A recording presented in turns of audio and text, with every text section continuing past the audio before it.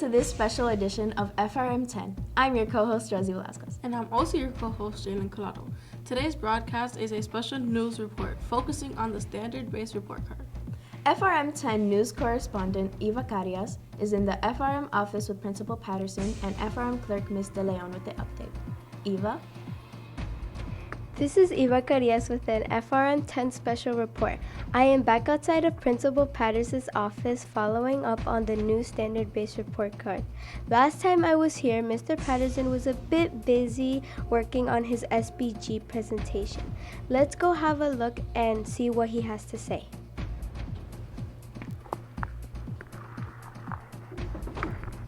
Excuse me, Mr. Patterson, how's it going with the standard-based report cards? Hi, Ava. Last time I was a little busy when you came in, but I'm about to give my presentation now. Hello, parents. I'm joining you today to inform you more about our new standards-based grading system here at the Frost Middle School. I'm John Patterson, principal, and over the next 5 or so minutes, I'm going to explain to you the rationale behind moving to a standards-based system, as well as what the standards-based system will entail. Over the past couple of years, Lawrence Public Schools has been transitioning to standards-based grading. Other schools to this point have already been practicing standards-based grading.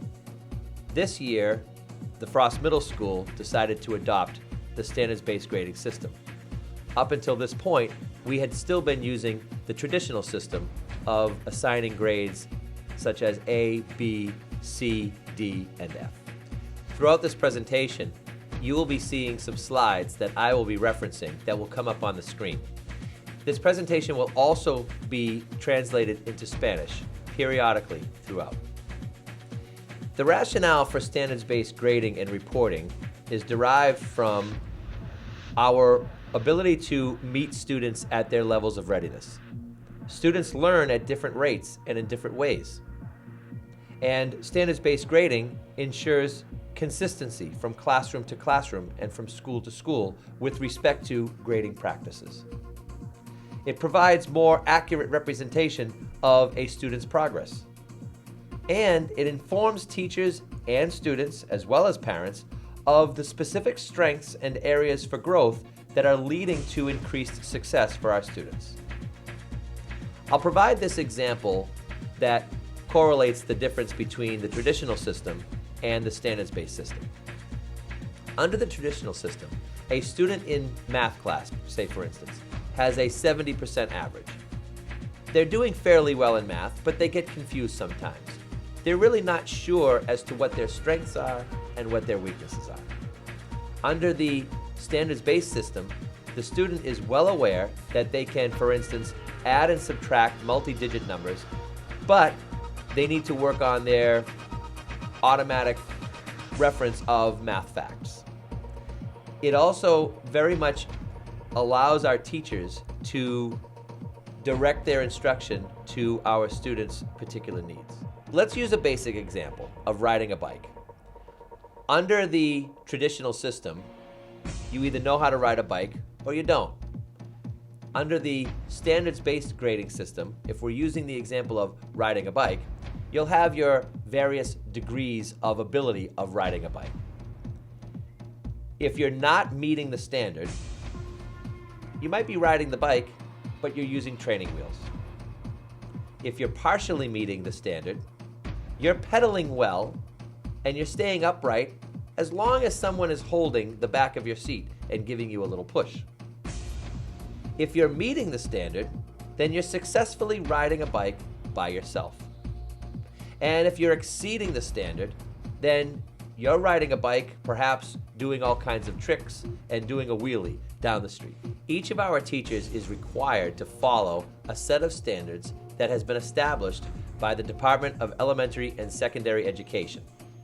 These standards drive the instruction in the classroom.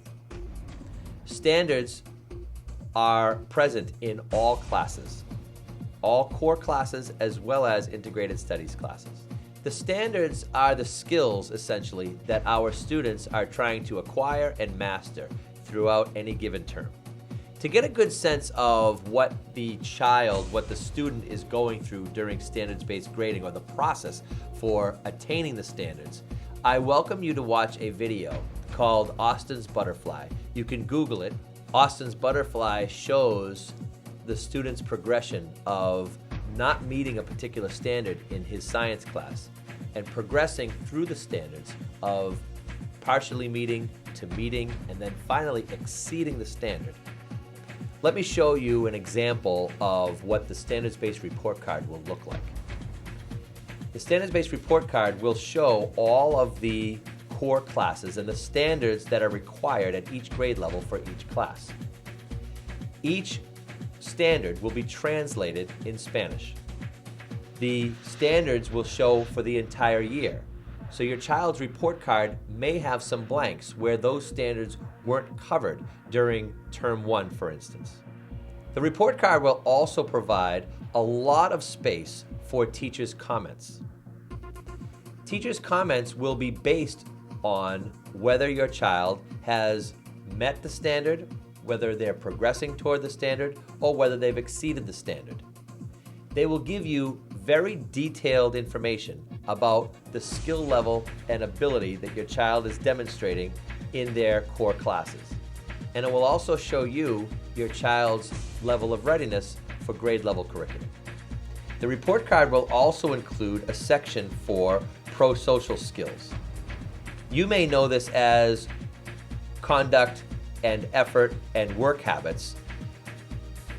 The things that will be listed are things such as works cooperatively in group settings, or accepts responsibility for their choices and behavior, or exercises self-control in a structured setting.